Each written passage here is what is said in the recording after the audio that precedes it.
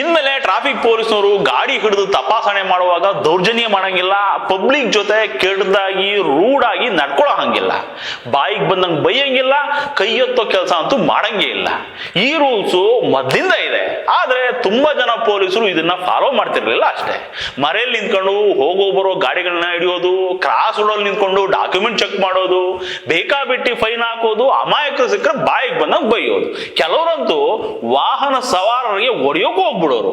ಹಿಂಗೆ ಇವ್ರು ಗಾಡಿ ನಿಲ್ಲಿಸಿ ಅಬ್ರ ಮಾಡುವಾಗ ಚನ್ನಪಟ್ಟಣದಲ್ಲಿ ಒಂದು ಮಗು ಕೆಳಗ್ ಬಿದ್ದು, ಗಾಡಿಯಿಂದ ಕೆಳಗ್ ಬಿದ್ದು ಸತ್ತೇ ಹೋಯ್ತು. ಕೂಡ್ಲಿಗಿರಿಯಲ್ಲಿ ಒಬ್ಬ ಬಸ್ ಡ್ರೈವರ್ ಮೇಲೆ ಪೊಲೀಸ್ ಕಾನ್ಸ್ಟೇಬಲ್ ಹಲ್ಲೆ ಮಾಡಿದ ವಿಡಿಯೋ ಒಂದು ಸಿಕ್ಕಾಬಟ್ಟೆ ವೈರಲ್ ಆಗೋಯ್ತು. ಈ ಟ್ರಾಫಿಕ್ ಪೊಲೀಸರ ಕಾಟ ತಾಳಕ್ಕಾಗದೆ ಚಿತ್ರದುರ್ಗದಲ್ಲಿ ಒಬ್ಬ ಆಟೋ ಡ್ರೈವರ್ ರೋಡಲ್ಲೇ ಪೆಟ್ರೋಲ್ ಹಾಕೊಂಡು ಬೆಂಕಿ ಹಚ್ಕೊಳಕ್ ಹೋಗ್ಬಿಟ್ಟಿದ್ದ. ಸುಮ್ಮನೆ ಒಂದ್ಸಾರಿ ಬೆಂಗಳೂರು ಆಟೋ ಡ್ರೈವರ್ಗಳನ್ನ ಸುಮ್ಮನೆ ಕೇಳಿ ನೋಡಿ, ಹೇಳ್ತಾರೆ ಟ್ರಾಫಿಕ್ ಪೊಲೀಸರ ಕಾಟ ಹೆಂಗಿರುತ್ತೆ ಅಂತ. ಹಿಂಗೆ ಆಗ್ಬಿಟ್ರೆ ಇಲಾಖೆ ಮರ್ಯಾದೆ ಮುರಾ ಬಟ್ಟೆ ಆಗುತ್ತೆ ಅಂತ ಹೇಳ್ಬಿಟ್ಟು ಇವಾಗ ಟ್ರಾಫಿಕ್ DGP ಒಂದು ಸುತ್ತೋಲೆನೂ ಹೊಡೆಸಿದ್ದಾರೆ. ಇವಾಗಲೇ ಜನ ಪೊಲೀಸನ್ನ ಬಾಯಿಗೆ ಬಂದಂಗೆ ಬೈಕೊಂಡು ಓಡಾಡ್ತಾವ್ರೆ. ಹಿಂಗೆಲ್ಲ ಆಗ್ಬಾರ್ದು. ಅಧಿಕಾರ ಚಲಾಯಿಸೋ ಭರದಲ್ಲಿ ತಾಳ್ಮೆ ಕಳ್ಕೊಂಡು ಘನತೆನ ಹಾಳು ಮಾಡ್ಕೋಬೇಡಿ, ಸಾರ್ವಜನಿಕರ ಜೊತೆ ಗೌರವಯುತವಾಗಿ ನಡ್ಕೊಳ್ಳಿ ಅಂತ ಸುತ್ತೋಲೆ ಹೊಡೆಸಿದ್ದಾರೆ. ಇಂಥ ಸುತ್ತೋಲೆಗಳು ಈ ಹಿಂದೆ ಕೂಡ ತುಂಬಾ ಸರಿ ಬಂದಿದ್ದಾವೆ. ಕೆಲವು ಪೊಲೀಸರು ಯಾವನ್ನೂ ಕೇರ್ ಮಾಡಲ್ಲ, ತಾವು ಆಡಿದ್ದೆ ಆಟ ಅನ್ನೋ ತರ ನಡ್ಕೋತಿರ್ತಾರೆ. ಇನ್ಮೇಲೆ ಯಾವ ಅಧಿಕಾರಿನೇ ಆದ್ರೂ ಗೌರವಯುತವಾಗಿ ನಡ್ಕೊಂಡಿಲ್ಲ ಅಂದ್ರೆ ಪೊಲೀಸ್ ದೂರು ಪ್ರಾಧಿಕಾರಕ್ಕೆ ಕಂಪ್ಲೇಂಟ್ ಕೊಡಿ.